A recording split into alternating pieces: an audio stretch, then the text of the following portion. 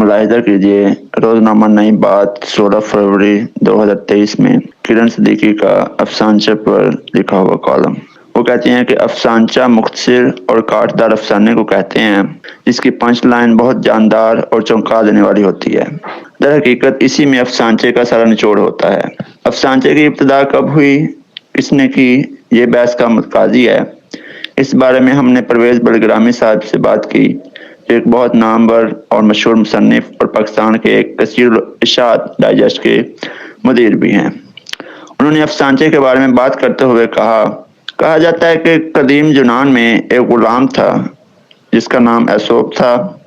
اس نے سبق آموز نہایت چھوٹی چھوٹی کہانیاں پیش کیں۔ قدیم ہند میں بھی جہاں تک کتھا لکھی جاتی رہی، فارسی میں 1258 میں شیخ سعدی نے گلستان لکھی جس میں انتہائی مختصر کہانیاں تھیں۔ لیکن ایسوپ کی کہانیاں ہوں یا سعدی کی، ان میں وہ بات نہیں نظر آتی جو افسانچے میں ہونی چاہیے۔ افسانچہ ایک مکمل افسانہ ہوتا ہے، اس میں ابتدا بھی ہوتی ہے اور کہانیت بھی۔ اختتام کا جواب نہیں، اچھا افسانچہ پنچ لائن کے بغیر اپنا حسن کھو دیتا ہے۔ یہ بھی بتا دوں کہ افسانچہ کے عنوان سے سب سے پہلے علامہ برج موہن دتریہ کیفی نے ایک مجموعہ شائع کیا تھا جس میں 2 اور 1.5 صفحے کے افسانے تھے۔ اگرچہ وہ ایک منجھے ہوئے قلم کار تھے لیکن پھر بھی اس مجموعے میں شامل افسانے اتنے دلچسپ نہ تھے جتنے منٹو کے تھے۔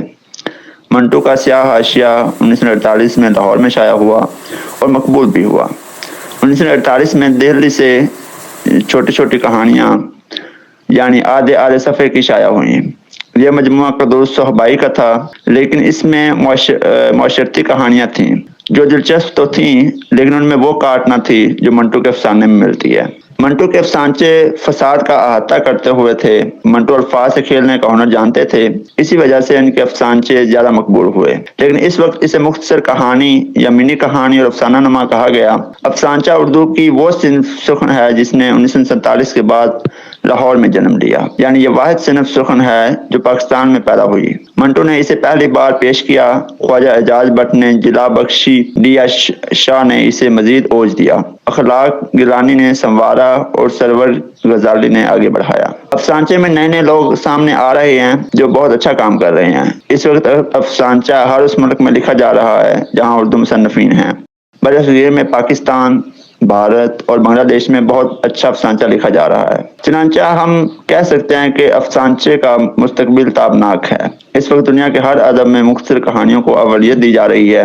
غور کریں کہ ڈائجسٹ میں اقتباس صفحات کے کونے میں شامل کیا جاتا ہے۔ قارئین کہانیوں سے پہلے ان کارنر کو پڑھتے ہیں۔ انتہائی مختصر ہونے کی وجہ سے قارئین افسانچوں کو پہلے پڑھتے ہیں۔ یہی وجہ ہے کہ کئی ممالک میں بہت سی زبانوں میں اخبارات میں پابندی سے افسانچے چھاپے جا رہے ہیں۔ مجھے تو یقین ہے کہ آنے والا دور افسانچوں کا ہے کیونکہ اب لوگوں کے پاس طویل کہانیاں پڑھنے کا وقت نہیں۔ سیاہ حاشیے کے بعد خواجہ اعجاز بٹ کے 2 مجموعے آئے، ان کے بعد دیا شاہ، پھر اخلاق گیلانی کا مجموعہ آیا، سرور غزالی کا مجموعہ آیا، ان کے بعد ابن آسی کا مجموعہ آیا، اور بھی کئی ایک مجموعے آئے۔ یہ سب اردو کے مجموعے ہیں لیکن علاقائی زبانوں میں خاص کر سندھی، پنجابی اور ہندکو میں کئی مجموعے آئے۔ زیب سندھی، ساجد سومرو، خوشبو بلوچ کے علاوہ اور بھی کئی قلمکاروں کے مجموعے آئے ہیں۔